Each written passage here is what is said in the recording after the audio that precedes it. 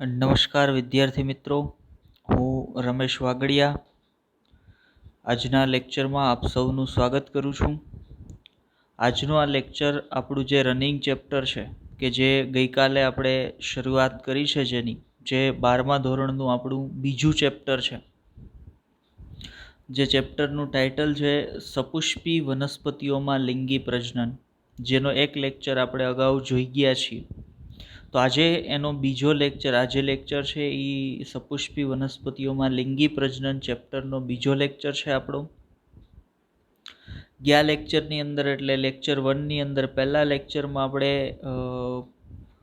કોઈ પણ લિંગી પ્રજનન કરતી વનસ્પતિ તરીકે જ્યારે આપણે સપુષ્પી વનસ્પતિની વાત કરીએ છીએ, તો સપુષ્પી વનસ્પતિમાં લિંગી પ્રજનનની ચર્ચા કરતા પહેલાં આપણે એના લિંગી પ્રજનન માટે જવાબદાર અંગ તરીકે પુષ્પની રચનાના અભ્યાસની વાત પહેલા લેક્ચરની અંદર આપણે શરૂ કરી હતી. પુષ્પના વિવિધ ભાગો વિશે આપણે વાત કરી છે. પુષ્પના વિવિધ ભાગો વિશે માહિતી લઈએ છીએ. પુષ્પના વિવિધ પ્રકારો વિશે આપણે પુષ્પની રચનાના વિવિધ ચક્રો વિશે આપણે વાત કરીએ છીએ ગયા લેક્ચરની અંદર. ગયા લેક્ચરની અંદર છેલ્લે આપણે પુષ્પના વિવિધ ભાગો તરીકે એની રચનાના જે 4 મુખ્ય ચક્રો છે ને એની વાત સુધી પહોંચ્યા હતા. અને કોઈ ટેકનિકલ ખામીના કારણે એકાદ સ્લાઇડમાં આકૃતિ નહોતી, એટલે આપણે એ સ્લાઇડને એ લેક્ચરમાં નહોતા ભણ્યા. તો એ જે સ્લાઇડ બાકી છે ત્યાંથી આજના લેક્ચરની આપણે શરૂઆત કરીએ. તો ચાલો આગળ વધીએ, લેક્ચરની શરૂઆત કરીએ. આપણી સામે એક PDF છે, એને જોતા જઈએ અને આગળ વધીએ લેક્ચરની અંદર. તો આજના લેક્ચરમાં સૌથી પહેલાં આપણે વાતને શરૂ કરીશું પુષ્પના વિવિધ ભાગોથી. તો તમારી સામે 2 આકૃતિ છે એ તમને દેખાય છે. એમાં એક આકૃતિ છે એ આપણે NCERTની અંદરથી લીધેલી છે, જેની અંદર પુષ્પના વિવિધ ભાગો વિશે તમને માહિતી આપેલી છે. જ્યાં તમારી સામે આકૃતિમાં અહીંયા આ વજ્રચક્ર છે એ તમને બતાવેલું છે. આપણે માર્કરનો કલર સેજ બદલી દઈએ એટલે આપણને ક્લિયર દેખાય. વજ્રચક્ર છે એ બતાવેલું છે. ત્યાર પછી આગળ જાઓ તો તમને અહીંયા દલચક્ર છે એ બતાવેલું છે. ત્યાર પછી છે પુકેસર ચક્ર અને ત્યાર પછી છે સ્ત્રીકેસર ચક્ર. મતલબ તો ભાઈ કોઈ એક સપુષ્પી વનસ્પતિ જે લાક્ષણિક પ્રજનન અંગ જેને આપણે પુષ્પ તરીકે ઓળખાવીએ છીએ ધારણ કરે, તો એની રચનાના મુખ્ય 4 ભાગો હશે. મતલબ એને ભાગ કેવા કરતાં આપણે એના માટે સુટેબલ શબ્દ ઉપયોગ કરીએ તો આપણે એમ કહી શકીએ કે ભાઈ એની રચનાના ચક્રો, કોઈ પણ લાક્ષણિક પુષ્પ છે એ મુખ્ય 4 ચક્રોથી બનેલું હોય, કે જેમાં વજ્રચક્ર સૌથી બહાર તરફનું હોય, બીજા નંબર પર દલચક્ર હોય, ત્રીજા નંબર પર પુકેસર ચક્ર હોય, ચોથા નંબર પર સ્ત્રીકેસર ચક્ર. પહેલા લેક્ચરની અંદર પણ આ સંદર્ભે આપણે વાત કરી ગયા છીએ. મેં એક પુષ્પની આકૃતિ સાથે આ તમામ બાબતોને તમને સમજાવી છે, એનો ક્રમ છે એ તમને સમજાવ્યો છે. આજે એ તમામ સ્ટ્રક્ચરોને એકને આપણે અલગથી ભણવાના છીએ. અને એમાંથી ખાસ કરીને આપણે જે 2 અગત્યના ચક્રો તરીકે લિંગી ચક્રો જે પુષ્પના છે એને વધારે ડિટેલમાં આપણે ભણીશું. બાકીના જે 2 ચક્રો છે જેને સહાયક ચક્રો તરીકે ઓળખીએ છીએ, જેમાં વજ્રચક્ર અને દલચક્ર આવે છે, એની થોડીક જે બેઝિક માહિતીઓ છે એના સંદર્ભ વાત કરીશું. બાકીના 2 ચક્ર તરીકે પુકેસર ચક્ર અને સ્ત્રીકેસર ચક્ર, આ બંનેને થોડાક આપણે અહીંયા ડિટેલમાં ભણવા જોશે. NCERTમાં આપેલી માહિતીને આપણે જોશું અને થોડીક જરૂરિયાત પૂરતી માહિતી આપણે NCERT બહાર જઈને પણ જોશું. મતલબ થોડુંક NCERTમાં આપેલું છે એના કરતાં વધારે બાબતો આપણે અહીંયા ભણવાના છીએ. શું કામ એવું કરવાના છીએ? તો ભાઈ ઘણી વખત NCERTને સિલેબસ તરીકે માત્ર ગણવામાં આવે છે, એક્ઝામિનર થોડાક ક્વેશ્ચન બહારથી પણ પૂછી લેતો હોય, તો એ ક્વેશ્ચનને કવર કરવા માટે આજે આપણે થોડુંક બહાર જઈને NCERT બહાર જઈને પણ થોડુંક કવર કરવાના છીએ. ચલો આગળ વધીએ લેક્ચરની અંદર. તો મેં વાતની શરૂઆત ક્યાંથી કરી છે? તો ભાઈ પુષ્પની રચનાના મુખ્ય 4 ચક્રો છે, વજ્રચક્ર, દલચક્ર, પુકેસર ચક્ર અને સ્ત્રીકેસર ચક્ર. જેમાં આપણે ભણવાની શરૂઆત કરવાની છે પહેલા 2 ચક્રોથી, જે બંનેને હું સહાયક ચક્ર તરીકે ઓળખું છું. જેમાં પહેલું ચક્ર છે એ વજ્રચક્ર છે, સેકન્ડ નંબર પર દલચક્ર છે. આકૃતિમાં જુઓ તો વજ્રચક્ર અને દલચક્ર. પહેલાં આપણે આ બંને સહાયક ચક્રોની જે ફંડામેન્ટલ બેઝિક માહિતીની વાત કરવાની છે એના પર જઈએ. તો વજ્રચક્રની વાત કરતો હોય, આપણે અહીંયા પીડીએફમાં નથી લખ્યું, હું જ્યારે સમજાવું ત્યારે આને નોટ કરી લેજો, અથવા એનસીઆરટીની અંદર પણ આપેલું છે, પણ 11th સાયન્સ એનસીઆરટીની અંદરથી આપણે આ માહિતી લીધી છે. એટલે લેક્ચર જોતાં અહીંયા જે માહિતીની આપણે વાત કરીએ છીએ થોડીક નોટ કરી લેજો કે ભાઈ વજ્રચક્ર એટલે કોઈ પણ લાક્ષણિક પુષ્પની રચનાનું સૌથી બહાર તરફનું ચક્ર, એને વજ્રચક્ર તરીકે ઓળખવામાં આવે છે. કયા પ્રકારનું હશે? તો ભાઈ ગ્રીનિશ કલરની, લીલા રંગની રચના હશે. શેનું બનેલું હશે? તો ભાઈ વજ્રચક્ર છે એ વજ્રપત્ર તરીકે ઓળખાતા એકમોથી બનેલ હોય. વજ્રચક્ર એ આખું ચક્ર છે, એની રચનાનો દરેક એકમ હોય એને વજ્રપત્ર તરીકે ઓળખવામાં આવે. એટલે આપણે એવું કહીએ છીએ કે વજ્રચક્ર એ વજ્રપત્ર તરીકે ઓળખાતા એકમોથી બનેલ હોય છે. આકૃતિની અંદર તમે જોશો વજ્રપત્રની અંદર તો તમને ઘણા બધા એકમ દેખાય છે. 1, 2, 3, 4 અને 5 એકમો દેખાય છે. આવા 5 એકમોથી આખું વજ્રચક્ર બનેલું છે, અને એ દરેક એકમને આપણે શું કહીએ છીએ? તો ભાઈ દરેક એકમને આપણે વજ્રપત્ર તરીકે ઓળખીએ છીએ. હવે વજ્રપત્રનું કાર્ય શું હોય? તો ભાઈ વજ્રપત્રનું કામ છે કલિકા અવસ્થાની અંદર પુષ્પના વજ્રચક્રની અંદર તરફ આવેલા ચક્રોનું રક્ષણ કરવાનું. જ્યારે પુષ્પ છે એ કલિકા અવસ્થાની અંદર હોય તો એની અંદર તરફે બાકીના, એટલે વજ્રચક્રની અંદર તરફે બાકીના 3 ચક્રો આવેલા છે, જેમાં એક સહાયક ચક્ર દલચક્ર છે, એક લિંગી ચક્ર તરીકે પુકેસર ચક્ર આવેલું છે, લિંગી ચક્ર તરીકે સ્ત્રીકેસર ચક્ર આવેલું છે. તો આ જે ચક્રો છે જે એની અંદર તરફ આવેલા છે એના રક્ષણ કરવાના કાર્ય સાથે સંકળાયેલું સૌથી બહાર તરફનું ચક્ર, જેને વજ્રચક્ર તરીકે ઓળખવામાં આવે છે. 2 પ્રકારના પુષ્પની અંદર તમને વજ્રચક્રો છે એ જોવા મળે, પણ એની વાત પછી કરીએ. પહેલાં દલચક્રને જોઈ લઈએ. બંનેના પ્રકારો છે, બંનેના પ્રકારોને પાછળથી જોઈએ. પહેલાં બંને વિશે થોડીક માહિતી લઈ લઈએ. તો વજ્રચક્રમાં મેં તમને કીધું એ. હવે જઈએ આપણે દલચક્ર પર. તો ભાઈ દલચક્ર એ કોઈ પણ લાક્ષણિક પુષ્પની રચનાનું બીજા નંબરનું ચક્ર છે. બહારથી અંદર તરફ આવતા પુષ્પની રચનામાં બહારથી અંદર તરફ આવતા બીજા નંબરનું પુષ્પીય ચક્ર એટલે દલચક્ર છે. જુદી જુદી જાતિના પુષ્પોની અંદર અથવા જુદી જુદી જાતિના વનસ્પતિના પુષ્પોની અંદર દલચક્રની રચનામાં ખૂબ જ વૈવિધ્યતા હશે. એની રચનામાં, એના રંગની અંદર ખૂબ જ વૈવિધ્યતા છે એ જોવા મળતી હોય છે. એના રંગની અંદર ખૂબ જ વૈવિધ્યતા છે એ જોવા મળતી હોય. તમને પુષ્પ જે જુદા જુદા રંગના દેખાય છે તો એ પુષ્પના જુદા જુદા રંગ માટે આ પુષ્પીય ચક્ર એટલે દલચક્ર છે એ જવાબદાર હોય. જેને તમે પાંખડી કહો છો, એ દરેક પાંખડી એક દલપત્ર છે કે જેવી ઘણી બધી પાંખડીઓ ભેગી થઈ અને આખું દલચક્ર છે એ બનતું હોય. આકૃતિમાં તમને બતાવ્યું છે, આ એક દલપત્ર છે, આ એક દલપત્ર, બીજું દલપત્ર, ત્રીજું, ચોથું, પાંચમું. આ દલપત્રો ભેગા થયા ત્યારે એક ચક્ર બન્યું. આ આખા ચક્રને મેં દલચક્ર કીધું, જે બીજા નંબરનું ચક્ર છે. આ ચક્રનું પુષ્પમાં કાર્ય શું છે? તો આ ચક્રનું કાર્ય છે વિવિધ કીટકોને આકર્ષવા. આ ચક્રનું સૌથી અગત્યનું, સૌથી મહત્વનું કાર્ય શું હોય? તો ભાઈ પોતે આકર્ષક રંગો ધરાવે છે, જેથી કરીને વિવિધ કીટકો છે એના તરફ આકર્ષાય. કીટકોને આકર્ષવાની જરૂર શું છે? તો આ જ ચેપ્ટરમાં આગળ આપણે વાત કરીશું કે જ્યારે વનસ્પતિને લિંગી પ્રજનન કરવું છે ત્યારે વનસ્પતિએ પોતાના નર પ્રજનન કોષો અથવા તો જેને આપણે પરાગરજ તરીકે ઓળખીએ છીએ, લઘુબીજાણુ તરીકે ઓળખીએ છીએ, એનું વહન કરાવવાનું છે. એ કોની મદદ વડે થાય? તો ભાઈ કીટકોની મદદ વડે થાય. પણ કીટકોની મદદ વડે ક્યારે થાય? તો ભાઈ કીટકો પુષ્પ પાસે આવે તો. કીટકો પુષ્પ પાસે શું કામ આવે? તો ભાઈ પુષ્પ છે એ આકર્ષક દેખાતું હોય, સુંદર રંગ ધરાવતું હોય, તો કીટકો છે એ પુષ્પ પાસે આવે, પુષ્પ તરફ આકર્ષાય. તો એ પુષ્પને પુષ્પ તરફ કીટકોને આકર્ષવાનું કાર્ય, પક્ષીઓને આકર્ષવાનું કાર્ય આ કોણ કરે છે? તો ભાઈ બીજું પુષ્પીય ચક્ર, જેને દલચક્ર તરીકે ઓળખવામાં આવે છે.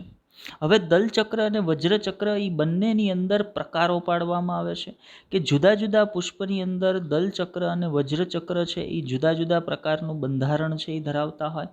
ફરી બીજી એક આકૃતિ તમારી સામે આપણે પીડીએફની અંદર રાખી છે. હવે 2 પુષ્પ તમને તમારી સામે આકૃતિની અંદર દેખાય છે. બેયને હું નામ આપી દઉં. એકને પુષ્પ A કહી દઉં છું, એકને પુષ્પ B કહી દઉં છું. બરાબર, આ 2 પુષ્પ છે આકૃતિમાં તમારી સામે.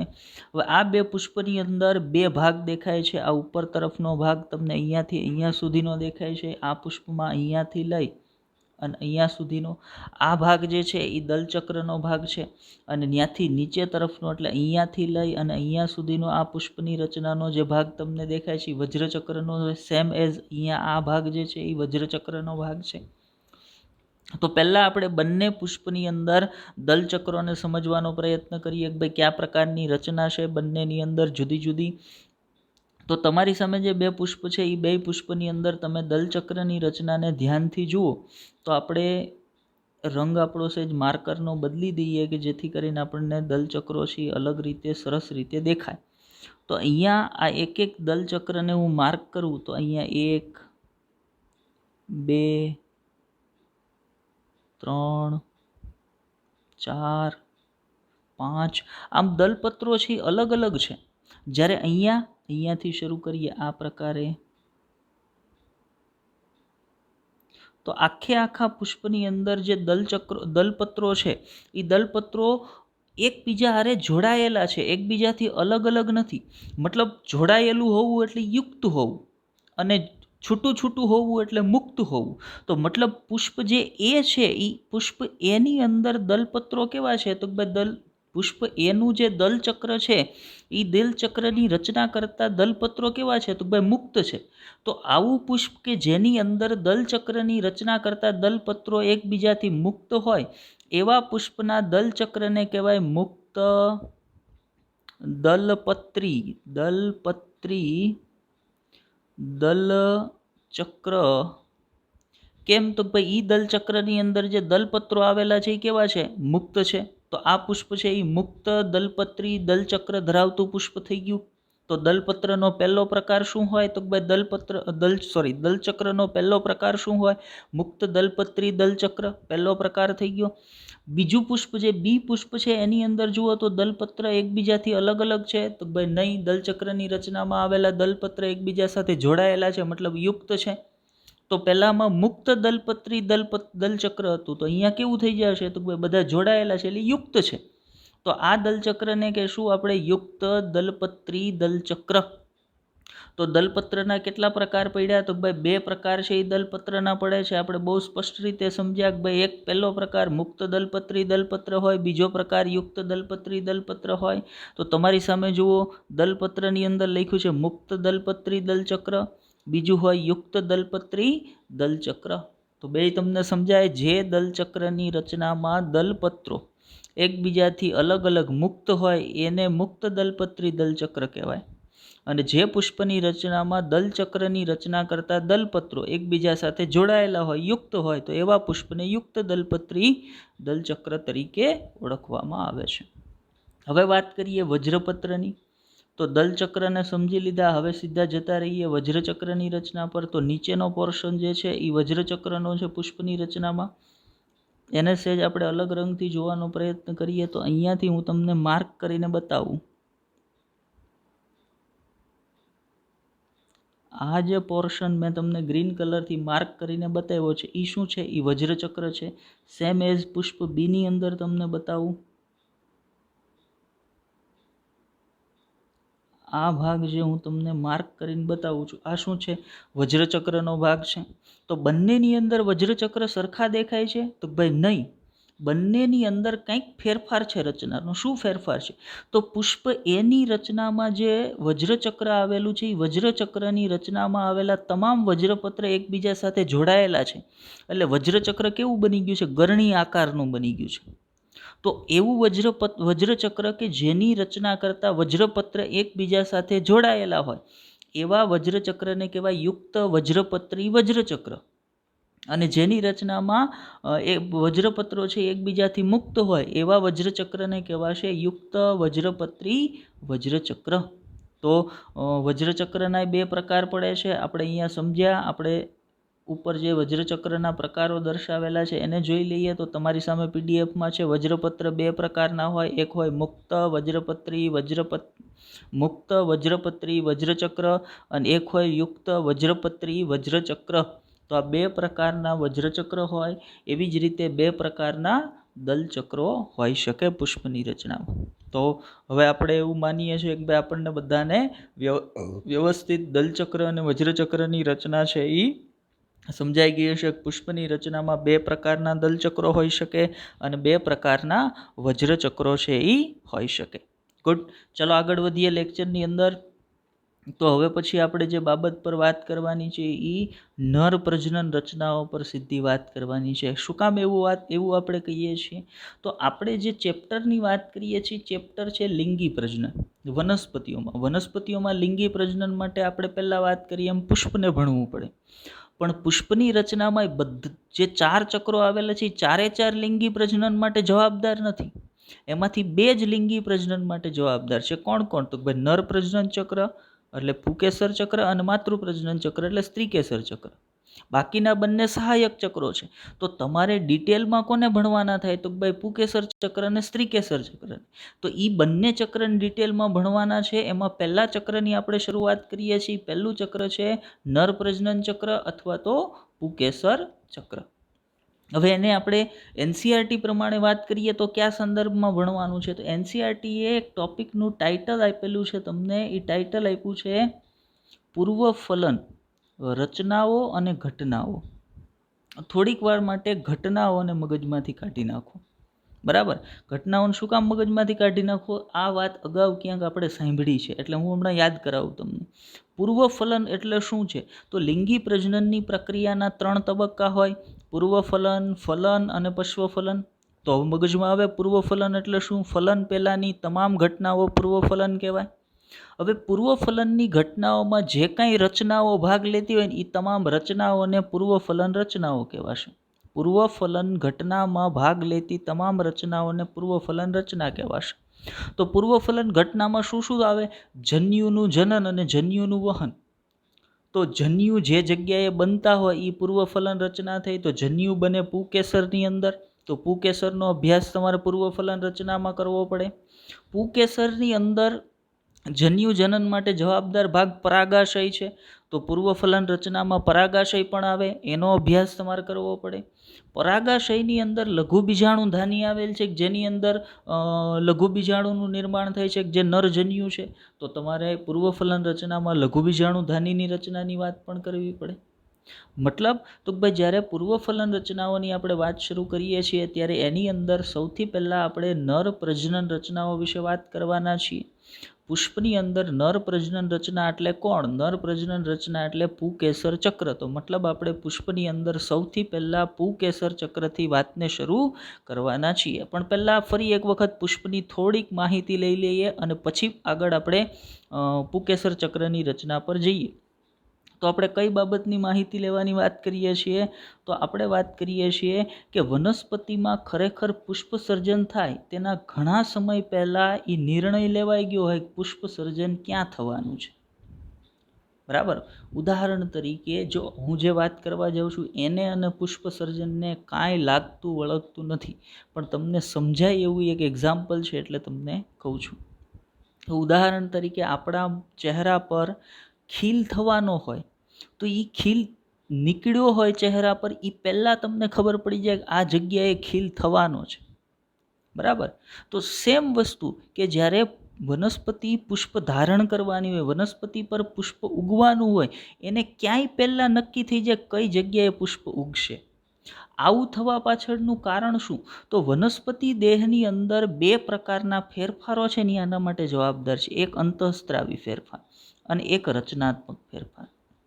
કે ભાઈ વનસ્પતિની અંદર જે જગ્યાએથી પુષ્પ સર્જનની ક્રિયાવિધિ થવાની છે ત્યાં ઓટોમેટિકલી અંતઃસ્ત્રાવોના ફેરફાર, રચનાત્મક ફેરફાર છે એ શરૂ થઈ જશે. અંતઃસ્ત્રાવોના ફેરફાર રચનાત્મક ફેરફારોને અનુસરી અને પુષ્પીય પ્રવર્ધો છે એ વિભેદન પામવાના શરૂ કરશે. પુષ્પીય પ્રવર્ધો એટલે એવી ગાંઠ પ્રકાંડની રચનામાં આપણે જાણીએ છીએ પ્રકાંડની ખાસિયત શું છે, એના પર ગાંઠો આવેલી હોય તો એ ગાંઠની અંદરથી વિભેદનની ક્રિયા આગળ વધે છે, વિકાસ છે એ આગળ વધે છે અને એ ગાંઠની અંદરથી પુષ્પ વિન્યાસનું નિર્માણ થાય છે. વાત આવી ભાઈ પુષ્પ વિન્યાસ એટલે શું? તો પુષ્પ વિન્યાસ એટલે એક એવી રચના આપણે અહીંયા આકૃતિ પુષ્પ વિન્યાસની રાખી છે. પહેલાં હું તમને આકૃતિની અંદર પુષ્પ વિન્યાસને સમજાવી દઉં. તો તમારી સામે જે ફોટોગ્રાફ અથવા જે આકૃતિ છે એ આકૃતિની અંદર તમને શું દેખાય છે? તો એક ડાળખી છે આ પ્રકારની. અહીંયાથી આપણે અલગ રંગ લઈએ એટલે તમને વધારે આઈડિયા આવે. અહીંયાથી એક આ પ્રકારની ડાળખી છે એ તમને દેખાય છે. એમ વિચારો કે આ એક પ્રકારની શાખા છે, એના પરથી આ પ્રકારે નાની બીજી શાખાઓ આમ નીકળેલી છે. એ જે દરેક પેટા શાખા છે ને એને પુષ્પદંડ કહેવાય. અને એના પર પુષ્પ છે એનું નિર્માણ થયેલું છે. જુઓ, અહીંયા પુષ્પનું નિર્માણ થયેલું છે, અહીંયા પુષ્પનું નિર્માણ થયેલું છે, અહીંયા આ દરેક કલિકા છે એ આગળ જઈને પુષ્પમાં રૂપાંતરિત થવાની છે. મતલબ આ એક એવી શાખા છે કે જે ઘણા બધા પુષ્પને ધરાવે છે. તો પુષ્પને ધારણ કરતી આવી જે શાખા છે ને એ શાખાને પુષ્પ વિન્યાસ દંડ કહેવાય.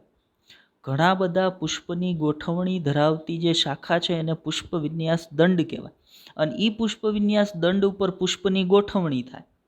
અને એ પુષ્પની ગોઠવણી જે પુષ્પ વિન્યાસ દંડ પર થાય એના પરિણામે બનતી જે રચના હોય ને એને કહેવાય પુષ્પ વિન્યાસ. મતલબ તમારી સામે ફોટોગ્રાફની અંદર જે રચના તમને દેખાય છે, જે પુષ્પોની ગોઠવણી તમને દેખાય છે એને શું કહેશું આપણે? તો ભાઈ એને આપણે પુષ્પ વિન્યાસ તરીકે ઓળખીશું, કે જેમાં પુષ્પ વિન્યાસ અક્ષ પર પુષ્પોની ગોઠવણી થયેલી હોય છે. તો એને પુષ્પ વિન્યાસ તરીકે ઓળખવામાં આવે. હવે જે જગ્યાએથી વનસ્પતિ પર પુષ્પનું નિર્માણ થવાનું હોય ત્યાંથી સીધું ડાયરેક્ટ એક પુષ્પ નહીં બની જાય, પણ ત્યાંથી સૌથી પહેલાં પુષ્પ વિન્યાસ દંડ છે એ નિર્માણ પામશે. સૌથી પહેલાં અંતઃસ્ત્રાવી અને રચનાત્મક ફેરફારો થશે. એ કલિકામાંથી અથવા તો એ પુષ્પીય પ્રવર્ધમાંથી એક નાની શાખા છે એ ઉત્પન્ન થશે. એ શાખાને આપણે પુષ્પ વિન્યાસ દંડ કહીએ. એ પુષ્પ વિન્યાસ દંડ આગળ વૃદ્ધિ પામશે અને એ પુષ્પ વિન્યાસ દંડ પરથી પુષ્પો છે એ નિર્માણ પામવાના શરૂ થશે અને પુષ્પ વિન્યાસ દંડ પર ગોઠવાશે. હવે પુષ્પ વિન્યાસ દંડ પર આવી પુષ્પોની ગોઠવણીથી જે રચના બનશે એને શું કહીએ આપણે? પુષ્પ વિન્યાસ તરીકે ઓળખીએ. મતલબ આપણે અહીંયા લખ્યું કે પુષ્પ કલિકાઓ ધરાવતો પુષ્પ વિન્યાસ છે સર્જાશે અને પછી તેના પર પુષ્પો છે એ સર્જાય છે. એટલે પહેલાં પુષ્પ વિન્યાસનું નિર્માણ થયું, પુષ્પ વિન્યાસ અક્ષનું નિર્માણ થયું, એટલે એક શાખાનું નિર્માણ થયું. પછી એના પર શું સર્જાણું? તો ભાઈ પછી એના પર પુષ્પ છે એ સર્જાય છે. મતલબ પહેલાં જ નક્કી થઈ ગયું હતું કે જે જગ્યાએ પુષ્પ વિન્યાસ અક્ષ બન્યો ત્યાં પુષ્પો છે એ નિર્માણ થવાના છે. મતલબ આપણે આગળના મુદ્દામાં કીધું એમ કે ભાઈ પુષ્પ બને ને એ ક્યાંય પહેલાં નક્કી થઈ ગયું એક પુષ્પ છે એ ક્યાં બનવાનું છે. આગળ જઈએ લેક્ચરની અંદર તો ત્યાર પછી આપણે વાત કરવાની છે કે ભાઈ પુષ્પમાં નર અને માદા પ્રજનન અંગો. જો સીધા આપણે દલચક્ર વજ્રચક્રની વાત આગળ કરી ગયા છીએ પુષ્પ માટે, એટલે હવે સીધા આપણે પ્રજનન ચક્રો તરીકે પુષ્પમાં નર અને માદા પ્રજનન અંગો તરીકે કોણ આવેલું છે? તો ભાઈ પુંકેસર અને સ્ત્રીકેસર આવેલા હોય એનો વિકાસ છે એ થાય છે, કે જેના વિશે ડિટેલમાં આ ચેપ્ટરમાં આપણે વાત કરવાની છે. એટલે સીધા આપણે એના પર જ પહોંચી ગયા કે એક વખત પુષ્પ વિન્યાસ સર્જાઈ જાય, એના પર પુષ્પ સર્જાઈ જાય, પછી પુષ્પની અંદર નર અને માદા પ્રજનન અંગો તરીકે પુંકેસર અને સ્ત્રીકેસર છે એનો વિકાસ થતો હોય છે. પુંકેસર તરીકે રચના એની ડિટેલમાં આગળ વાત કરીએ, સ્ત્રીકેસર તરીકે રચના એની ડિટેલમાં આગળ વાત કરીએ. ચલો આગળ વધીએ લેક્ચરની અંદર. તો હવે સીધા આપણે પહેલાં જતા રહીએ. હવે બેયને એકસાથે આપણે નથી ભણી શકવાના. આપણે આગળ કીધું એમ કે ભાઈ પુષ્પની અંદર નર પ્રજનન ચક્ર તરીકે પુંકેસર ચક્ર અસ્તિત્વમાં આવશે, માતૃ પ્રજનન ચક્ર તરીકે સ્ત્રીકેસર ચક્ર અસ્તિત્વમાં આવશે. હવે આપણે બેયને ભણવા જોશે, કેમ કે લિંગી પ્રજનન માટે નર પ્રજનન ચક્ર અગત્યનું છે, માતૃ પ્રજનન ચક્ર પણ અગત્યનું છે, પણ બેયને તમે એકસાથે ન ભણી શકો. એટલે આપણે અહીંયા બે ભાગ પાડી નાખીએ. પહેલાં આપણે નર પ્રજનન ચક્રનો અભ્યાસ કરી લઈએ, એટલે પુંકેસર ચક્રનો અભ્યાસ કરી લઈએ. સંપૂર્ણ અભ્યાસ પુંકેસર ચક્રનો પૂરો કરી અને પછી આપણે સ્ત્રીકેસર ચક્રના અભ્યાસ પર જશું. તો આપણે અભ્યાસની શરૂઆત આ લેક્ચરની અંદર નર પ્રજનન ચક્રથી શરૂઆત કરીએ. તો નર પ્રજનન ચક્ર તરીકે આપણે અથવા નર પ્રજનન અંગ તરીકે પુષ્પમાં કોની વાત કરવાની છે? તો ભાઈ એક તમે વાત કરશો પુંકેસરની, બીજી વાત કરશું આપણે લઘુ બીજાણુ ધાની અને ત્રીજી વાત કરશું પરાગરજ. તો સૌથી પહેલાં પુંકેસરની અંદર આવેલી છે લઘુ બીજાણુ ધાની, અને એ લઘુ બીજાણુ ધાનીની અંદરથી બનતી રચના જેને પરાગરજ અથવા નરજન્યુ તરીકે ઓળખવામાં આવે. આ ત્રણેય રચનાઓને આપણે નર પ્રજનન રચનાઓ તરીકે અહીંયા ભણવાની થશે. તો સૌથી પહેલાં આપણે વાત શરૂ કરીએ પુંકેસરથી કે ભાઈ પુંકેસર છે એ શું છે? તો આપણે અહીંયા પીડીએફમાં લખી દીધું છે પુંકેસર ચક્રનો રચનાત્મક એકમ એટલે પુંકેસર. આપણે આગળ પણ ઘણી બધી વાત કરી ગયા. પુષ્પની અંદર એક લિંગી ચક્ર આવેલું છે પુંકેસર ચક્ર. હવે આ પુંકેસર ચક્ર હેનાથી બનેલું છે? તો ભાઈ એનો જે રચનાત્મક એકમ હોય એનાથી. તો ઈ પુંકેસર ચક્રનો રચનાત્મક એકમ કોણ છે? તો ભાઈ પુંકેસર ચક્રનો રચનાત્મક એકમ છે પુંકેસર. એટલા માટે અહીંયા પહેલા મુદ્દામાં લખી દીધું છે પુંકેસરનો રચનાત્મક એકમ એટલે પુંકેસર ચક્રનો રચનાત્મક એકમ એટલે કોણ? તો ભાઈ ઈ પુંકેસર છે. તો આપણે અહીંયાથી વાતની શરૂઆત કરી છે પુંકેસરથી, અને પહેલી જ બાબત ચોખવટ કરી પુંકેસર ચક્રનો રચનાત્મક એકમ એટલે પુંકેસર. લાક્ષણિક રીતે એક સામાન્ય પુંકેસરની તમે વાત કરતા હોય તો લાક્ષણિક રીતે એક સામાન્ય પુંકેસર છે એ 3 ભાગથી બનેલું હોય છે. એના 3 ભાગ આવેલા હોય. એક પુંકેસર ચક્રની રચનામાં 3 ભાગ આવેલા હોય. હવે એનસીઈઆરટી તમે જોશો ત્યારે તમને માત્ર 2 જ ભાગ આપેલા છે.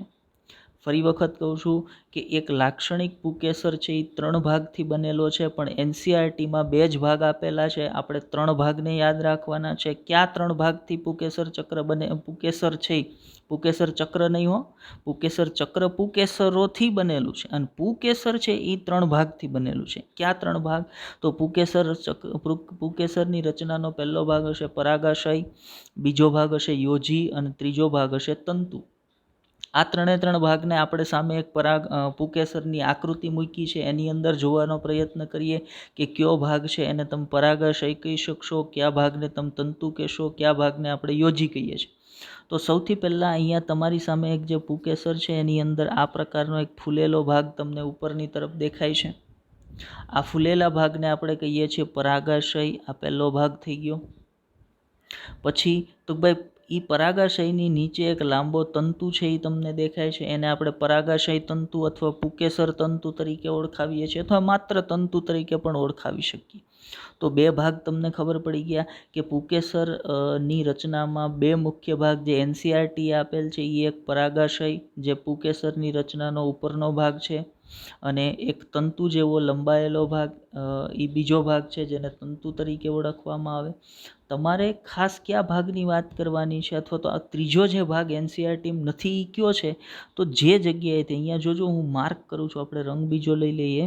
અહીંયા હું માર્ક કરું છું જે જગ્યાએથી પરાગાશય અને તંતુ અથવા તંતુ છે એ પરાગાશય સાથે જોડાણું છે, જે સ્થાનેથી પરાગાશય સાથે તંતુ જોડાય છે એ ભાગને શું કહેવાય? તો ભાઈ યોજી તરીકે ઓળખવામાં આવે છે.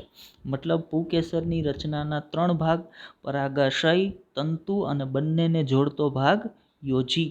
તો આવા 3 ભાગથી એક લાક્ષણિક પુંકેસર છે એ બનેલું હોય છે. ચલો પુંકેસરની સંપૂર્ણ આકૃતિ આપણે જોઈએ.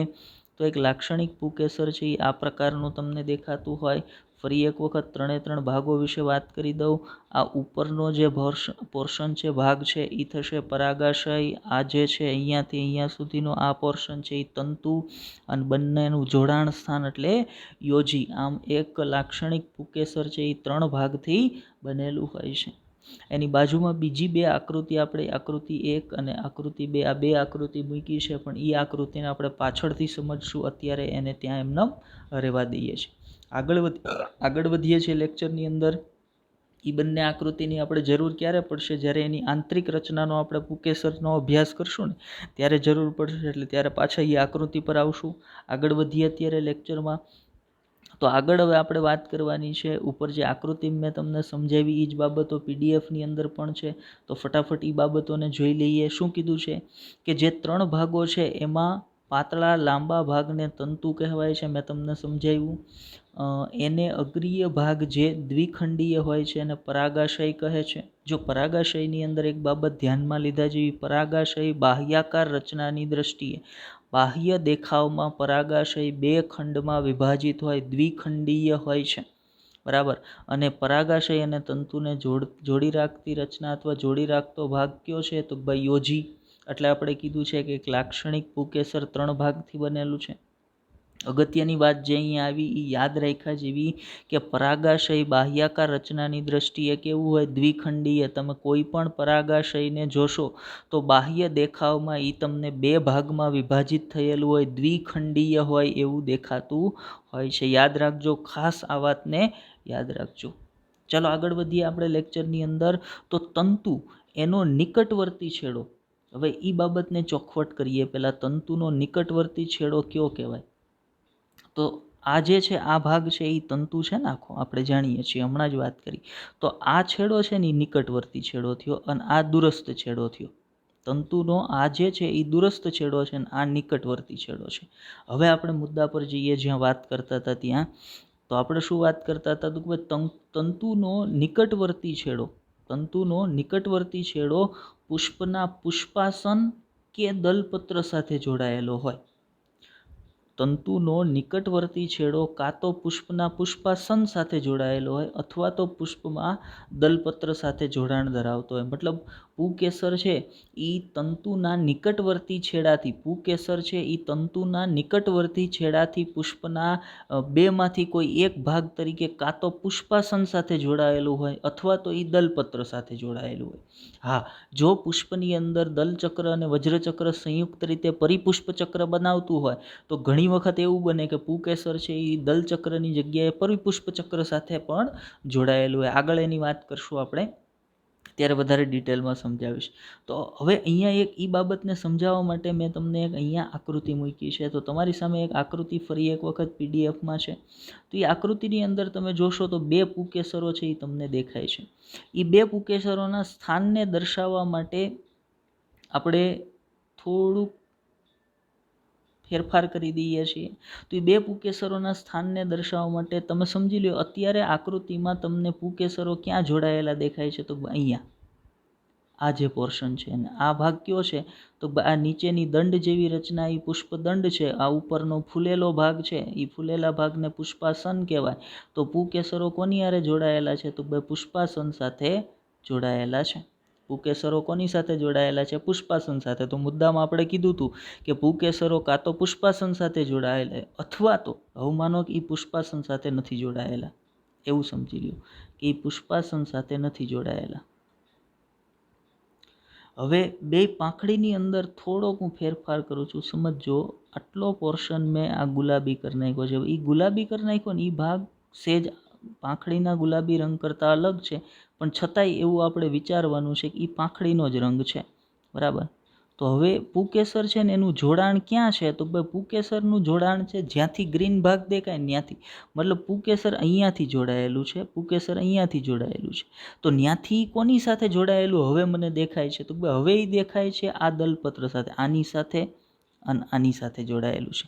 તો મતલબ પુકેસર પોતાના તંતુ વડે કાં તો પરાગાસન સાથે જોડાયેલું હોય કાં તો દલપત્ર સાથે જોડાયેલું હોય. જો દલપત્ર સાથે જોડાયેલું હોય તો એને દલ લગ્ન પુકેસર તરીકે ઓળખવામાં આવે છે. આગળ વાત આવશે એની, ત્યારે ફરી પાછા કરીએ. ચાલો, મતલબ હવે જોડાણવાળી વાત મને સમજાઈ ગઈ હશે. હવે જુદી જુદી જાતિઓના પુષ્પમાં પુકેસરની સંખ્યા અને લંબાઈમાં ખૂબ જ વિવિધતા હશે, બરાબર. કે જુદી જુદી જાતિની વનસ્પતિઓના પુષ્પ તમે લ્યો તો આપણે જ એક્ઝામ્પલ તરીકે માનો કે એવા 5-10 પુષ્પોની યાદી બનાવીએ, એક એકત્રિત કરીએ. તો ઉદાહરણ તરીકે એક જાસૂદ લઈ લઈએ, એક ગુલાબ લઈ લઈએ, એક કરણ લઈ લઈએ, બરાબર. એક ધતુરાનું પુષ્પ લઈ લઈએ, એક મગફળીનું પુષ્પ લઈ લઈએ, એક વટાણાનું પુષ્પ લઈ લઈએ, રાઈનું પુષ્પ લઈ લઈએ. તો આ બધા આવા 5-7 પુષ્પોને ભેગા કરીને તમે તમારી સામે રાખો અને જુઓ તો તમને બહુ સ્પષ્ટ રીતે ખબર પડશે કે બધાની અંદર ખૂબ જ વૈવિધ્યતા છે. એ વૈવિધ્યતા તો ભાઈ એ પુષ્પની રચનામાં છે અને પુષ્પની રચનામાં આવેલા પુકેસરની અંદર તમને ખૂબ જ વૈવિધ્યતા જોવા મળશે. ભાઈ જુદી જુદી સંખ્યા જુદી જુદી હશે જુદા પુષ્પમાં પુકેસરોની, એની લંબાઈમાં ફેરફાર હશે. કોઈ પુષ્પની અંદર પુકેસરો છે એ દલપત્રોથી બહાર નીકળેલા હશે, કોઈ પુષ્પની અંદર પુકેસરો છે એ દલપત્રની અંદર તરફ આવેલા હશે. મતલબ ઘણામાં નાના હશે, ઘણામાં લાંબા હશે, ઘણામાં ટૂંકા હશે. તો આ પ્રકારની ફેરફારો છે એ પુકેસરોની અંદર જુદી જુદી જાતિના પુષ્પની અંદર જોવા મળતા હોય છે. આગળ વધીએ કે જો તમે તમારી આસપાસ, અહીંયા લખેલ છે ને ત્યાં તમારી છે હો ભાઈ, જો તમે તમારી આસપાસ જોવા મળતા 10 જુદી જુદી જાતિના પુષ્પોને એકત્રિત કરો, તેમના કદની વિશાળ વિવિધતા તમને જોવા મળશે. મેં હમણાં જે 5-7 પુષ્પના નામ બોલ્યો એ બધા વિચારો તમારી પાસે છે તો એમાં તમને બહુ વિવિધતા છે એ જોવા મળવાની છે. આગળ વાત કરીએ હવે એ બધા પુષ્પનો તમે વિચ્છેદનીય એટલે ડાયસેક્ટિંગ માઇક્રોસ્કોપની અંદર વિચ્છેદનીય સૂક્ષ્મદર્શક યંત્રની અંદર ઉપયોગ કરી અને તમે એના પુકેસરોને જોવાનો પ્રયત્ન કરો, પુષ્પની આંતરિક રચનાને જોવાનો પ્રયત્ન કરો, તો એની અંદર તમને ઘણી વિવિધતા જોવા મળશે. પુકેસરોની ગોઠવણીમાં વિવિધતા જોવા મળશે, એના જોડાણની અંદર પુકેસરનું અને પરાગાશયનું જોડાણ, આ બધી બાબતોમાં તમને ખૂબ જ વિવિધતા છે એ જોવા મળવાની છે. હવે એ બધી વિવિધતાને સમજવા માટે હવે આપણે થોડાક એનસીઆરટી બહાર જઈ અને આ લેક્ચરની અંદર વાત કરવાના છીએ. અહીંયા સુધીની વાત હતી ને એનસીઆરટીની હતી. હવે આપણે થોડુંક ડિટેલ સમજવા માટે એનસીઆરટીથી બહાર જવાના છીએ. એમાં પહેલો ટોપિક આપણે જે ભણવાનો છે એ છે પુકેસરોના જોડાણનો. પુકેસરોનું જોડાણ, પણ કોની સાથે પુકેસરોનું જોડાણ? તો પુકેસરોનું જોડાણ પુષ્પની રચનામાં આવેલા બીજા પુકેસરો સાથે. અહીંયા મેં ટાઇટલ શું આપ્યું છે ટોપિકને? પુકેસરોની સંલગ્નતા. જો તમે શબ્દ સાંભળજો સંલગ્નતા, સંલગ્નતા કોને કહેવાય? તો જ્યારે પુકેસરો પુકેસર સાથે જ જોડાતા હોય. એવું તો નહીં હોય કોઈ એક પુષ્પમાં એક કે બે જ પુકેસરો હશે, બે કરતાં વધારે પુકેસરો છે, એ એકબીજા સાથે કઈ રીતે જોડાયેલા છે એનું જે જોડાણ છે ને એને દર્શાવવા માટે વપરાતો શબ્દ છે એને સંલગ્નતા કહેવામાં આવે છે. આગળ વધીએ. પુકેસરોનું એકબીજા સાથેનું જોડાણ એને મુખ્ય 5 પ્રકાર હોય છે. પુકેસરો એકબીજા સાથે જુદા જુદા 5 પ્રકારે જોડાયેલા હોય છે. એ 5 પ્રકારને સમજવા માટે આપણે અહીંયા આકૃતિઓ છે એ મૂકેલી છે, એ આકૃતિને જોતા જઈએ અને પુકેસરોની જે સંલગ્નતા છે એ સંલગ્નતાના 5 પ્રકારોને સમજીએ. તો પહેલું જે તમને આકૃતિ આપી છે, પહેલી આકૃતિને તમે ધ્યાનથી જુઓ તો પહેલી આકૃતિમાં આ જે નીચેના ગ્રીન ભાગ દેખાય છે એ ગ્રીન ભાગને આપણે જાણીએ શું કહીએ? એને આપણે તંતુ કહીએ. અને ઉપરના કોફી કલરના જે ભાગો છે એને આપણે શું કહીએ? તો ભાઈ એને આપણે પરાગાશય કહીએ. હવે એ આકૃતિમાં તમે જુઓ તો પરાગાશય જેટલા છે એ એકબીજા સાથે એકદમ જોડાયેલા છે, પણ નીચે જે તંતુ છે એ એકબીજાથી અલગ અલગ છે. તો જ્યારે કોઈ પણ પુકેસર ચક્ર ની રચનામાં આવેલા પુકેસરોના પરાગાશય એકબીજા સાથે જોડાયેલા હોય પણ પરાગાશય તંતુ એકબીજાથી મુક્ત હોય તો આ પ્રકારની પરાગાશયની ગોઠવણીને અથવા તો આ પ્રકારની પુકેસરોની જે ગોઠવણી જે જોડાણ છે એને લહકદાર જોડાણ તરીકે ઓળખવામાં આવે. યાદ રાખજો, બહુ અગત્યના છે આ બધા. પુકેસરની સંલગ્નતાનો પહેલો પ્રકાર એટલે પુકેસર બીજા પુકેસરો સાથે કઈ રીતે જોડાયેલું એનો પહેલો પ્રકાર લહકદાર પ્રકારની સંલગ્નતા. જેમાં શું હોય તો ભાઈ પુષ્પની રચનામાં આવેલ જે પુકેસરો છે એના પરાગાશય એકબીજા સાથે જોડાયેલા હોય પણ તંતુ એકબીજાથી મુક્ત હોય તો આ પ્રકારના જોડાણને કેવું કહેવાય? લહકદાર પ્રકારની સંલગ્નતા તરીકે ઓળખવામાં આવે અથવા તો જોડાણ તરીકે ઓળખવામાં આવે. હવે બીજા નંબર પર તમે આવો તો બીજી આકૃતિ જે આકૃતિ બી છે એની અંદર તમને બહુ સ્પષ્ટ રીતે દેખાય છે કે અહીંયા એક પુકેસરનો સમૂહ છે, અહીંયા એક પુકેસરનો સમૂહ છે, અહીંયા એક પુકેસરનો સમૂહ છે, અહીંયા એક પુકેસરનો સમૂહ છે.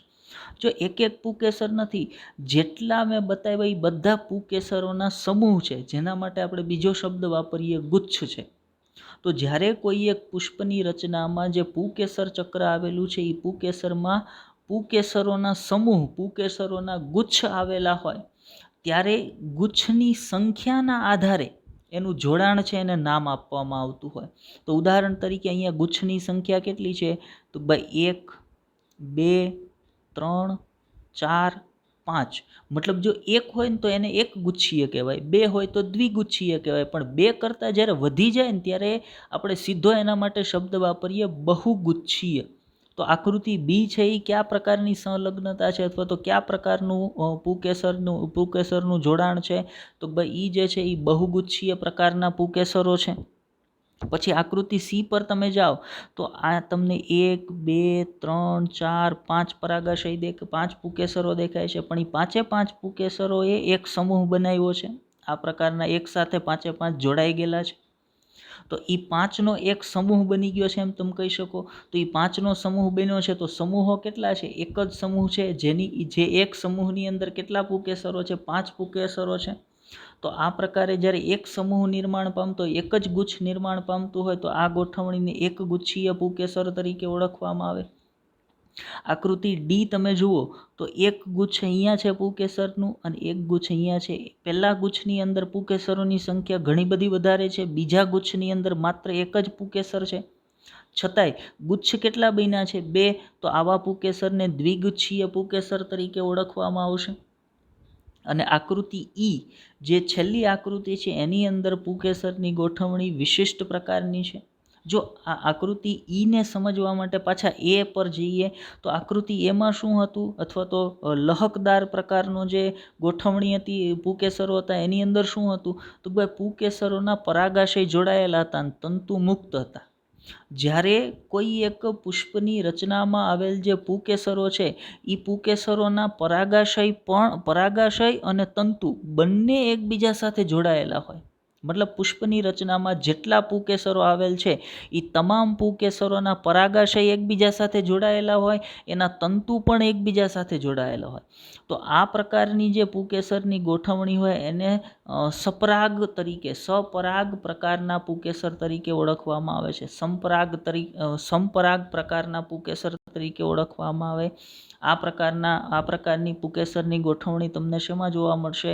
તો ભાઈ કોળાનું જે ઝાડ હોય એની અંદર તમને કોળાનું જે વૃક્ષ છે, વનસ્પતિ છે એની અંદર તમને જોવા મળતું હોય છે. તો ફરી એક વખત બધાના નામથી તમને યાદ કરાવી દો તો પહેલું જે આકૃતિ એ છે એ લહકદાર પ્રકારનું છે, આકૃતિ બી છે એ બહુગુચ્છીય છે, આકૃતિ સી એ એકગુચ્છીય છે, આકૃતિ ડી એ બહુગુચ્છીય છે અને આકૃતિ ઈ સંપરાગ પ્રકારનું પુંકેસર ની ગોઠવણી ધરાવે છે. તો આ 5 પ્રકારની સંલગ્નતા એટલે પુષ્પની રચનામાં આવેલા પુંકેસરોની એકબીજા સાથેની ગોઠવણી, એને પુંકેસરની સંલગ્નતા કહેવાય. તો કેટલા પ્રકારની હોય? તો ભાઈ સંલગ્નતા 5 પ્રકારની હોય છે. બધાના એક્ઝામ્પલ યાદ રાખજો. લહકદાર સૂર્યમુખીમાં, બહુગુચ્છીય લીંબુની અંદર, એકગુચ્છીય જાસૂદની અંદર હોય, દ્વિગુચ્છીય વટાણાની અંદર હોય અને સંપરાગ છે એ કોળુની અંદર તમને જોવા મળે છે.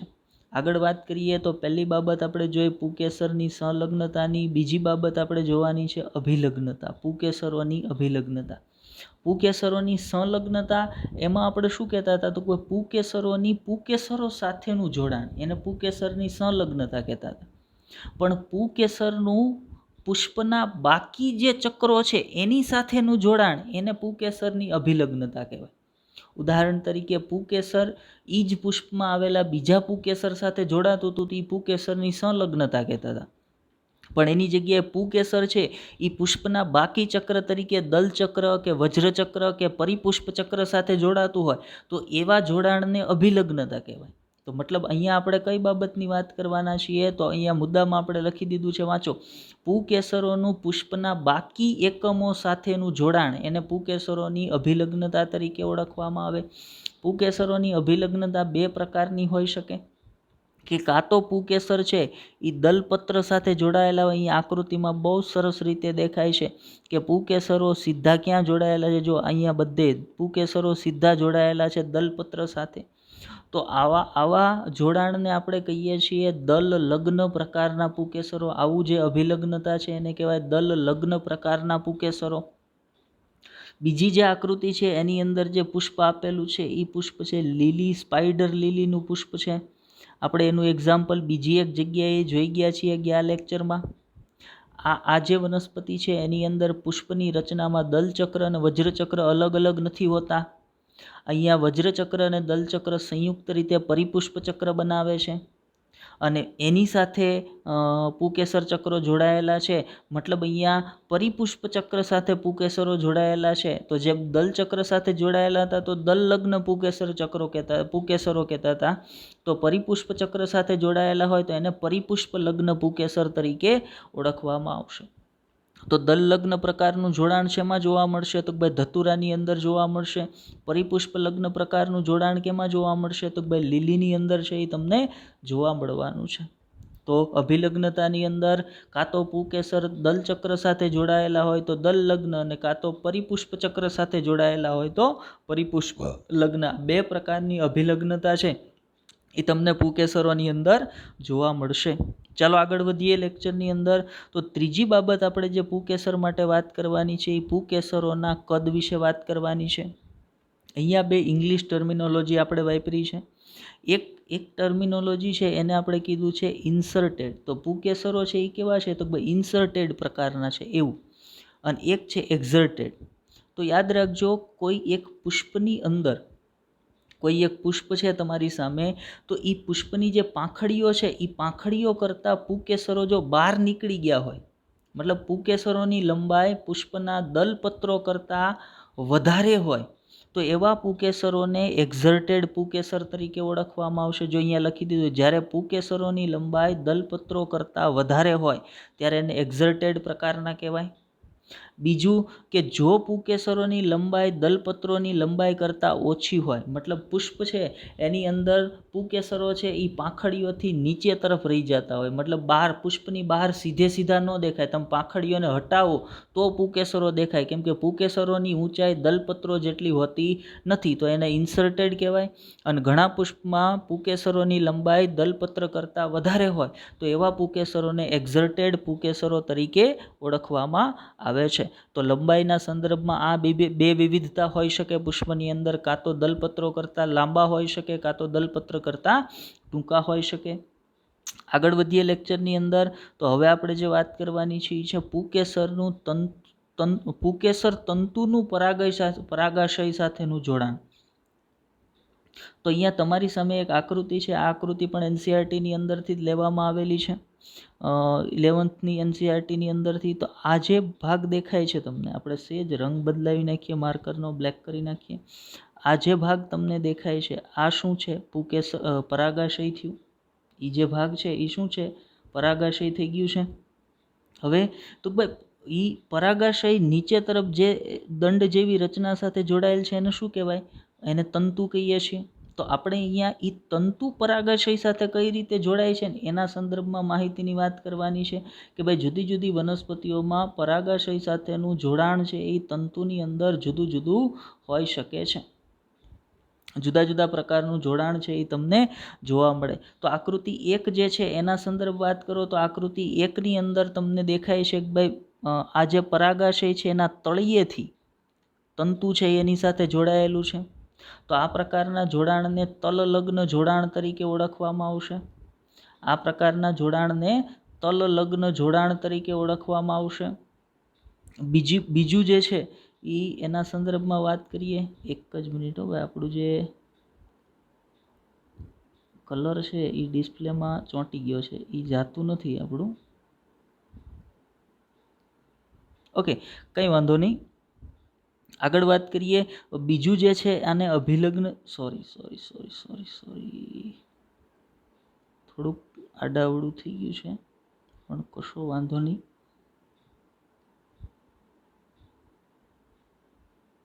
આપણે સેટિંગમાં થોડો ફેરફાર કરી દઈએ છીએ.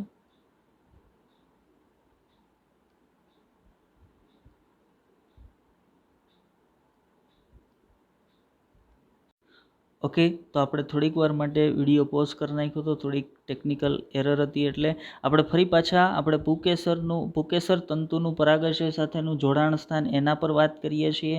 તો અહીંયા તમારી સામે જે આ જે રચના છે એ પરાગાશય છે, આ જે રચના છે એ પરાગાશય છે, આ જે રચના છે એ પરાગાશય છે, અને આ જે રચના છે એ પરાગાશય છે. અને બધા પરાગાશયનું એના તંતુ સાથેનું જોડાણ છે એ અલગ અલગ પ્રકારનું છે, તમને બહુ સ્પષ્ટ દેખાય છે. પહેલું જે જોડાણ છે એ કયા પ્રકારનું છે? તો ભાઈ એને તલ લગ્ન કીધું છે. આ પરાગાશયનું તલ છે અને એની સાથે સીધો તંતુ જોડાયેલો છે, એટલે તલ લગ્ન પ્રકારનું જોડાણ કીધું છે. બીજું જે છે તો આખું પરાગાશયના 2 ખંડ છે એના સેન્ટરમાંથી તંતુ છે એની સાથે જોડાયેલું છે, એટલે આપણે એમ કહી શકીએ કે ભાઈ અભિલગ્ન પામેલું છે. તો બીજું જે જોડાણ છે એને અભિલગ્ન પ્રકારનું જોડાણ કીધું છે. ત્રીજું જે જોડાણ છે એની અંદર જુઓ તો પરાગાશયની પૃષ્ઠ સપાટીએથી તંતુ છે એ જોડાયેલો છે. જે તંતુ છે એ પરાગાશયની, જો આ પરાગાશયનું તળિયાનો ભાગ થયો, આ પશ્વ ભાગ છે, આ અગ્રભાગ છે, આ જે છે એની પૃષ્ઠ સપાટી છે. તો તંતુ છે એ પરાગાશય સાથે પૃષ્ઠ સપાટીએથી જોડાયેલો છે, એટલે આપણે એને પૃષ્ઠલગ્ન તરીકે ઓળખાવીએ છીએ. આગળ વધીએ. ચોથો જે પ્રકાર છે એ એક વિશિષ્ટ પ્રકારનું જોડાણ છે, જેને મધ્ય ડોલી પ્રકારનું જોડાણ તરીકે ઓળખવામાં આવે છે. તો પુંકેસર તંતુનું પરાગાશય સાથેનું જોડાણ આ 4 જુદા જુદા પ્રકારનું હોઈ શકે છે. ચલો આગળ વધીએ લેક્ચરની અંદર. ત્યાર પછી આપણે વાત કરવાની છે પરાગાશયની આંતરિક રચના સંદર્ભે, કે ભાઈ પરાગાશયની આંતરિક રચના કયા પ્રકારની હોઈ શકે છે. પરાગાશયની આંતરિક રચનામાં આપણે કઈ કઈ બાબતોનો અભ્યાસ કરવાનો થાય. તો જ્યારે લેક્ચરની શરૂઆત કરી ત્યારે અહીંયા દેખાતી સેમ આકૃતિ ત્યારે મેં ત્યાં પણ રાખેલી હતી, ને ત્યારે તમને કીધું હતું કે જ્યારે પરાગાશયની આંતરિક રચના ભણશું ત્યારે આપણે એની જરૂર પડવાની છે. તો હવે આપણે એ આકૃતિની જરૂર પડવાની છે. આપણે એ આકૃતિના સપોર્ટ લઈ અને આગળ લેક્ચરને વધારીએ. તો પરાગાશયની આંતરિક રચનાની આપણે વાત કરતા હોય તો શું કહી શકીએ? તો ભાઈ લાક્ષણિક આવૃત બીજધારી જે વનસ્પતિ હોય એ વનસ્પતિમાં પરાગાશય હંમેશા કેવું હોય? તો ભાઈ દ્વિખંડીય હોય. આપણે અહીંયા જોઈએ આકૃતિની અંદર મને દેખાય છે, આ જે છે એ પરાગાશયનો ભાગ છે અને ચોખ્ખા 2 ખંડમાં વિભાજિત હોય એવું મને દેખાય છે. હવે આ જે 2 ખંડ છે પરાગાશયની રચનાના, આ 2 ખંડ આંતરિક રચનામાં એક આયામ ખાંચ ધરાવતો હોય. મતલબ પરાગાશયના 2 ખંડ છે તો દરેક ખંડ પરાગાશયનો આયામ ફાટ અથવા તો ખાંચ વડે 2 ક્વાર્ટરમાં વિભાજિત થાય છે. હવે એ બાબતને સમજવા માટે બાજુમાં જે બીજી આકૃતિ છે જે ખરેખર પરાગાશયનો આડો છેદ છે એને જોઈએ. તો પહેલાં હું તમને માર્ક કરીને બતાવું. આ જે છે એ પરાગાશયનો એક ખંડ છે, આ પરાગાશયનો બીજો ખંડ છે જે બહારથી દેખાય છે. તો પરાગાશય કેટલા ખંડનું બનેલું છે? દ્વિખંડીય. પણ દરેક ખંડ આંતરિક રચનાની દ્રષ્ટિએ અહીંયાથી આ પ્રકારે એક આયામ ખાંચ અને અહીંયાથી આ પ્રકારે એક આયામ ખાંચ. તો આંતરિક રચનાની દ્રષ્ટિએ પરાગાશય છે એ આયામ ખાંચ વડે દરેક ખંડ 2 ક્વાર્ટરમાં વિભાજિત થઈ છે. પરાગાશય દ્વિખંડીય રચના છે. પરાગાશયનો દરેક ખંડ 2 ક્વાર્ટરની અંદર વિભાજિત થશે. તો આપણે કહી શકીએ કે દરેક પરાગાશય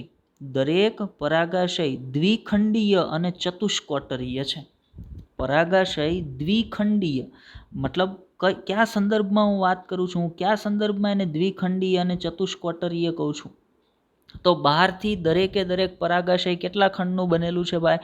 2 ખંડનું. એટલે હું દ્વિખંડીય કહું છું પરાગાશય.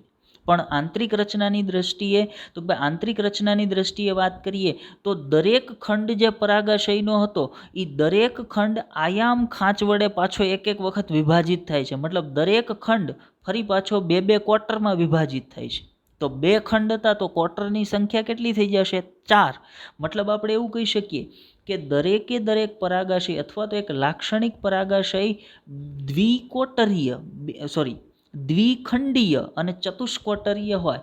જો ખંડ એટલે જો 1ના 2 ભાગ કરો ને ત્યારે દરેક ભાગને ખંડ કહેવાય, પણ જ્યારે 4 ભાગ કરવામાં આવે ને ત્યારે એ ક્વાર્ટર થઈ જાય. મતલબ તો દરેક પરાગાશય 2 ખંડ અને 4 ક્વાર્ટરનું બનેલું છે. 2 ખંડ બાહ્યકાર રચનામાં તમને દેખાય, બહારથી જુઓ તો 4 ખંડ ક્યારેય પરાગાશયમાં ન દેખાય, પણ બહારથી 2 જ ખંડ દેખાય. એટલે આપણે એવું કહીએ કે પરાગાશય દ્વિખંડીય હોય. પણ એની આંતરિક રચનાનો તમે અભ્યાસ કરો તો દરેક ખંડ આ પ્રકારની આયામ ફાંટ વડે વિભાજિત થાય છે. આ પ્રકારની આયામ ખાંચ વડે દરેક ખંડ આંતરિક રચનાની દ્રષ્ટિએ વિભાજિત થાય. એટલે દરેક ખંડ ફરી પાછો 2 ક્વાર્ટરમાં વિભાજિત થઈ જાય. એટલે કુલ ક્વાર્ટરની સંખ્યા પરાગાશયની આંતરિક રચનામાં થઈ જશે 4. એટલે આપણે એવું કહી શકીએ કે દરેક પરાગાશય છે એ દ્વિખંડીય અને ચતુષ્કોટરીય રચના છે. આગળ વધીએ આપણે લેક્ચરની અંદર. તો આજનો લેક્ચર આપણો 53-54 મિનિટ જેવો થઈ ગયો છે. એટલે લેક્ચર અહીંયા આપણે પૂરું કરી દઈએ છીએ. આગળની જે કાંઈ વાત છે પુંકેસરની અંદર હજી ઘણી બધી ડિટેલ વિશે આપણે વાત કરવાની છે. NCERT બેઝ જે કાંઈ પુંકેસરની વાત કરવાની છે એની હજી આપણે શરૂઆત જ કરી છે. આજના લેક્ચરમાં પરાગાશય વિશે જે કાંઈ સંલગ્નતા, જે કાંઈ અભિલગ્નતા, જે કાંઈ પરાગાશય તંતુનું પરાગાશય સાથેનું જોડાણ, આ જે બધી વાત કરી NCERT બહારની હતી, પણ એ બધી વાત એક્ઝામમાં પૂછાય છે એટલા માટે આપણે અહીંયા કરી છે. મારા માટે ઇમ્પોર્ટન્ટ છે એટલા માટે આપણે અહીંયા કરી છે. તો લેક્ચરને જ્યારે જુઓ ત્યારે એ દરેક આકૃતિ છે એ બનાવી લેજો, નોટ તૈયાર કરજો, દરેકે દરેકના ઉદાહરણો યાદ રાખજો. જેટલા મેં સંલગ્નતાની અંદર પુકેસરની સંલગ્નતાની અંદર જેટલા એક્ઝામ્પલ, જેટલા પ્રકારો આપ્યા એ બધાની નોટ તૈયાર કરજો. બધા જુદી જુદી વનસ્પતિઓમાં જોવા મળે છે, દરેક વનસ્પતિનું એક્ઝામ્પલ છે એ નોટની અંદર બનાવી લેજો. વ્યવસ્થિત રીતે લેક્ચરને જોજો, સમજવાનો પ્રયત્ન કરજો. કોઈ બાબત ન સમજાય તો એને કોમેન્ટ કરજો, આપણે ફરી એક વખત પાછા એને સમજવાનો પ્રયત્ન કરશું. બાકી બેસ્ટ ઓફ લક.